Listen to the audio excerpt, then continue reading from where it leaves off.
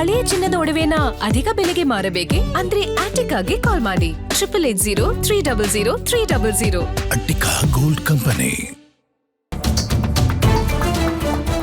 ಪಕ್ಷದ ಅಧ್ಯಕ್ಷರ ವಿಪಕ್ಷ ನಾಯಕರ ಸೂಚನೆಯಂತೆ ನಮ್ಮ ಮೂರನೇ ಅಭ್ಯರ್ಥಿಗೆ ಮತಗಳು ಶಾರ್ಟೇಜ್ ಆಗಿವೆ. ಇನ್ನು ಈ ಬಗ್ಗೆ ಜೆಡಿಎಸ್ ವರಿಷ್ಠರು ಮತ್ತು ನಮ್ಮ ಅಧ್ಯಕ್ಷರು ಕೂಡ ಮಾತನಾಡಿದ್ದಾರೆ. ಮೂರನೇ ಅಭ್ಯರ್ಥಿ ಗೆಲುವಿನ ಕಾರ್ಯತಂತ್ರದ ಬಗ್ಗೆ ನಮಗೆ ಗೊತ್ತಿಲ್ಲ, ಇದೆಲ್ಲವನ್ನು ಸೀಕ್ರೆಟ್ ಆಗಿ ಮಾಡಬೇಕಾಗಿದೆ. ಇನ್ನು ಕೊನೆಗೆ ಏನ್ ತಿರುವು ತೆಗೆದುಕೊಳ್ಳುತ್ತೆ ಅನ್ನೋದನ್ನ ನೋಡಬೇಕಾಗುತ್ತೆ. ಈಗಾಗಲೇ ಕಾಂಗ್ರೆಸ್ನಲ್ಲೂ ಕೂಡ ಬಹಳಷ್ಟು ಅಸಮಾಧಾನ ಇದೆ.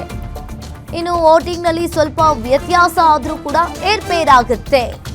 ಈಗಾಗಲೇ ಆಗ ನಮ್ಮ ಮೂರನೇ ಅಭ್ಯರ್ಥಿ ಗೆಲ್ಲುವ ಅವಕಾಶ ಕೂಡ ಹೆಚ್ಚಿರುತ್ತೆ. ಗ್ಯಾರಂಟಿ ನ್ಯೂಸ್ಗೆ SR ವಿಶ್ವನಾಥ್ ಅವರು ಹೇಳಿಕೆಯನ್ನ ನೀಡಿದ್ದಾರೆ. ಈಗಾಗಲೇ ಪಕ್ಷದ ಅಧ್ಯಕ್ಷರ ವಿಪಕ್ಷ ನಾಯಕರ ಸೂಚನೆಯಂತೆ ನಾವು ಮತ ಹಾಕಿದ್ದೇವೆ ಅಂತ ಹೇಳಿದ್ದಾರೆ. ಬಿಜೆಪಿಯ ಹಿರಿಯ ಶಾಸಕರಾದಂತಹ ಯಲಹಂಕ ವಿಶ್ವನಾಥ್ ಅವರು ನಮ್ಮ ಜೊತೆ ಇದ್ದಾರೆ. ಸರ್, ಇವತ್ತು ಬಿಜೆಪಿಯ ಪರಿಷತ್ ಚುನಾವಣೆ ರಂಗೇರಿದೆ. ಬಿಜೆಪಿ 2 ಅಭ್ಯರ್ಥಿಗಳು ಗೆಲ್ಲೋದಕ್ಕೆ ಯಾವುದೇ ಸಮಸ್ಯೆ ಇಲ್ಲ. ಮೂರನೇ ಅಭ್ಯರ್ಥಿ NDA ಅಭ್ಯರ್ಥಿ ಅಂತ ಹೇಳ್ತಾ ಇದ್ದಾರೆ. ಆ ಅಭ್ಯರ್ಥಿಯ ಪರಿಸ್ಥಿತಿ ಏನು?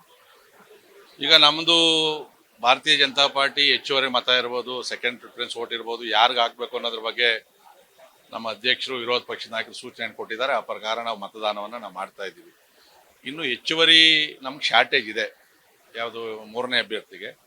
ಸೊ ಅವರ ವರಿಷ್ಠರು, JDSನ ವರಿಷ್ಠರು ಮತ್ತು ನಮ್ಮ ವರಿಷ್ಠರು ಯಾವ ಥರ ಕಾರ್ಯತಂತ್ರವನ್ನು ಮಾಡಿದ್ದಾರೆ ಅಂತಕ್ಕಂಥ ಮಾಹಿತಿ ನಮಗಿಲ್ಲ. ಯಾಕಂದ್ರೆ ಅದು ಸೀಕ್ರೆಟಾಗಿ ಮಾಡಬೇಕಾಗ್ತದೆ. ಇದು ಗುಪ್ತ ಮತದಾನ ಆಗಿರೋದ್ರಿಂದ ಯಾವ ಥರ ತಿರುವು ತಗೊಳ್ತದೆ ಅನ್ನೋದ್ರು ಕೂಡ ನೋಡಬೇಕಾಗ್ತದೆ. ಯಾಕಂದ್ರೆ ಇವತ್ತು ಕಾಂಗ್ರೆಸ್ಸಲ್ಲಿ ಸಾಕಷ್ಟು ಅಸಮಾಧಾನಗಳು, ಮುಖ್ಯಮಂತ್ರಿ ಬದಲಾವಣೆಗಳು, ಮಂತ್ರಿ ಸಿಗದೇ ಇರ್ತಕ್ಕಂಥವ್ರ ಅಸಮಾಧಾನಗಳು, ಈ ಥರದ್ದು ಸಾಕಷ್ಟಿದೆ. ಅದರೇನಾದರೂ ವ್ಯತಿರಿಕ್ತವಾಗಿ ಅಲ್ಲಿ ಏನಾರು ಆಯಿತು ಅಂತಂದರೆ ಫಲಿತಾಂಶ ತಾರುಮಾರು ಆಗ್ತದೆ. ನಮ್ಮ ಮೂರನೇ ಅಭ್ಯರ್ಥಿ ಕೂಡ ಗೆಲ್ತಕ್ಕಂಥ ಸಾಕಷ್ಟು ಅವಕಾಶ ಇದೆ ನಮಗೆ. ಮೂರನೇ ಅಭ್ಯರ್ಥಿ ಗೆಲ್ಲೋದಕ್ಕೆ ಒಂದು 4 ರಿಂದ 5, 6 ವೋಟ್ ಬೇಕು ಸರ್. ಆ 6 ವೋಟುನು ಪಕ್ಷೇತರ ಮೇಲೆ ಡಿಪೆಂಡ್ ಆಗಿದ್ದಾರೆ, ಇಲ್ಲ ಕಾಂಗ್ರೆಸ್ ಮೇಲೆ ಡಿಪೆಂಡ್ ಆಗಿದ್ದಾರೆ ಅಂತ ಮೈತ್ರಿ ಪಕ್ಷ? ಯಾಕಂದ್ರೆ ಈಗ ನನಗೆ ಆ ಥರದ್ದು ಯಾವುದೂ ಮಾಹಿತಿ ಇಲ್ಲ. ಯಾಕಂದ್ರೆ ನಾನು ಅದರಲ್ಲಿ ಏನಾರ ಭಾಗವಹಿಸಿದ್ರೆ ನನಗೆ ಗೊತ್ತಿರ್ತಾಯಿತ್ತು. ಬಟ್ JDSನ ವರಿಷ್ಠರು ಅವರು ಕಾರ್ಯತಂತ್ರ ಏನು ಮಾಡಿದ್ದಾರೆ ಅದೆಲ್ಲೂ ಬಹಿರಂಗ ಆಗ್ತಾ ಇಲ್ಲ. ಇಲ್ಲ ಆತ್ಮಸಾಕ್ಷಿಗೆ ಪೂರಕವಾಗಿ ಮತದಾನವನ್ನು ಮಾಡ್ರಿ ಅಂತನೋ ಈ ಥರದ್ದು ಏನೋ ಒಂದು ಮಾಡಿರ್ತಾರೆ. ಅದರಲ್ಲಿ ಅವರು ಭಾಳ ವಿಶ್ವಾಸದಲ್ಲಿದ್ದಾರೆ.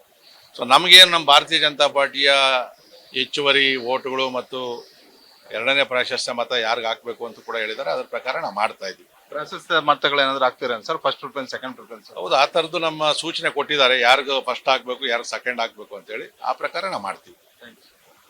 ಇದಿಷ್ಟು ಹಿರಿಯ ಶಾಸಕರಾದಂತಹ SR ವಿಶ್ವನಾಥ್ ಅವರ ಒಂದು ಮಾತು. ಬಿಜೆಪಿಯ 2 ಅಭ್ಯರ್ಥಿಗಳು ಗೆಲ್ಲೋದಕ್ಕೆ ಯಾವುದೇ ಸಮಸ್ಯೆ ಇಲ್ಲ.